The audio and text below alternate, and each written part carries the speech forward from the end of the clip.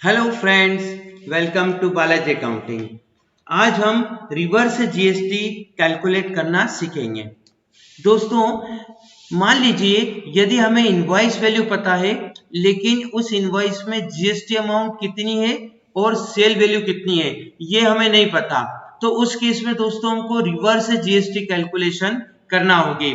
जैसे किसी इनवॉइस की वैल्यू मान लीजिए 10,000 है जिसमें जीएसटी जुड़ा हुआ है और आपसे पूछा जाए कि इस 10,000 में 5% जीएसटी यदि जुड़ा है तो जीएसटी अमाउंट और सेल अमाउंट अलग अलग बताइए। तो दोस्तों उसके लिए हम निम्न फॉर्मूले का यूज करेंगे। जीएसटी अमाउंट यदि हमें पता करनी है कि 10,000 में जीएसटी अमाउंट कितना है तो इस फॉर्मूले का यूज कर सकते हैं, इससे आपका जीएसटी अमाउंट आ जाएगा। और यदि आपको सेल अमाउंट पता करनी है कि 10,000 में जीएसटी जुड़ा हुआ है तो इसमें सेल वैल्यू कितनी है तो उस केस में हम इस फॉर्मूले का यूज करेंगे। तो देखिए दोस्तों, इनवॉइस वैल्यू फॉर्मूला क्या होगा, इनवॉइस वैल्यू इनटू परसेंट। जितना भी परसेंट है, मान लीजिए 5% वाली आइटम है आपकी, 5% जुड़ा हुआ है उस इनवॉइस वैल्यू में जीएसटी, तो आपको इनवॉइस वैल्यू इनटू 5 मतलब invoice value into percent divided by 100 plus percent. जैसे 10,000 हमारी इनवॉइस वैल्यू है और जीएसटी का रेट हमारा 5% है, तो 10,000 इंटू 5 अपॉन 100 प्लस 5 करेंगे। फिर देखिए दोस्तों, 10,000 इंटू 5 डिवाइडेड बाय 105 आ जाएगा। 100 प्लस 5 हमने किया तो 105 आ जाएगा। तो इस फॉर्मूले से हमारा जीएसटी अमाउंट निकल आएगा कि जो हमारा 10,000 इनवॉइस वैल्यू है उसमें 476.19 हमारा जीएसटी की वैल्यू है। तो इनवॉइस वैल्यू देखिए दोस्तों, इनवॉइस वैल्यू हमारी 10,000 है, उसमें यदि हमने जीएसटी के वैल्यू को हटा दिया तो हमारी सेल वैल्यू पे आ जाएगी कि जीएसटी लगने के पहले हमारी सेल वैल्यू कितनी थी। उसी प्रकार दोस्तों ये फॉर्मूला सेल अमाउंट पता करने के लिए होता है। मान लीजिए जैसे invoice value into 100 divided by 100 plus percent. मान लीजिए आपकी सेल इनवॉइस वैल्यू कितनी है, टोटल वैल्यू बिल कितने का बना है, टोटल 10,000 का, इनटू 100 डिवाइडेड बाय 100 प्लस 5। यदि ये फॉर्मूला लगाएंगे तो दोस्तों हमको सेल अमाउंट पता चल जाएगी टैक्स लगने के पहले वाली अमाउंट, सेल बिफोर जीएसटी। तो 10,000 इंटू 100 डिवाइडेड बाय 105 तो आपकी वैल्यू आ जाएगी 9523.81।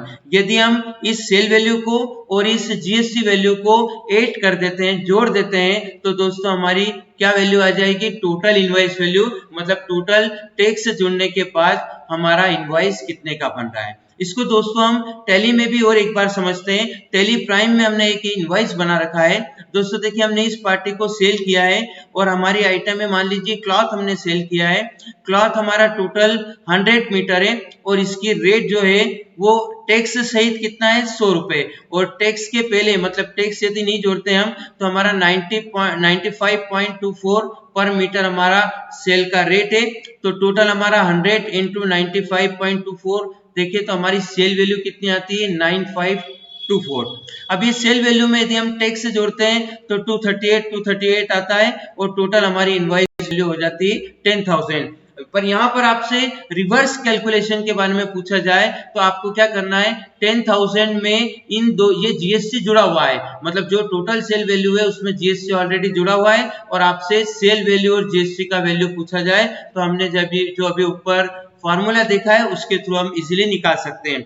यदि दोस्तों आप डायरेक्टली निकालने जाएंगे कि 10,000 का 2.5% तो दोस्तों वो आएगा आपका 250 सीजीएसटी और 250 एसजीएसटी। लेकिन दोस्तों ऐसा नहीं है, हमारा जीएसटी का अमाउंट आ रहा है 238। क्यों? क्योंकि 10,000 में जीएसटी जुड़ा हुआ है। तो आपको डायरेक्टली इस तरह नहीं निकालना है, आपको रिवर्स फॉर्मूले के थ्रू इसको कैलकुलेट करना है। तो हमारा sale value, actual sale value और जीएसटी अमाउंट दोनों इजीली निकल आएगा।